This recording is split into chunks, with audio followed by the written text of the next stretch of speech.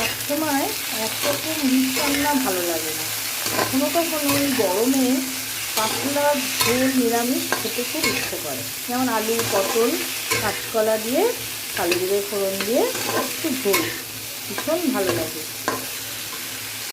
দিয়ে দিলাম নুন,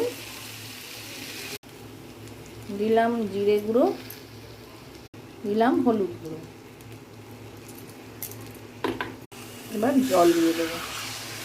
গরমকালে এই ঝোল খেলে শরীরটা ঠান্ডাও থাকে, পেটও ঠান্ডা থাকে, শরীর গরম হয় না। মাঝে মাঝে এই ঝোলটা খেলে ভালো লাগে। বন্ধুরা খেয়ে দেখবেন, মাঝে মাঝে একবার ট্রাই করুন। একটু সামান্য আদা গ্রেট করে আমি ঝোলের মধ্যে দিয়ে দিলাম। আলাদা করে একটু বড়ি ভেজে নেব ঝোলে দেওয়ার জন্য। ঝোলটা বেশ ফুটছে, এবার আমি বড়ি ভাজাগুলো দিয়ে দেবো।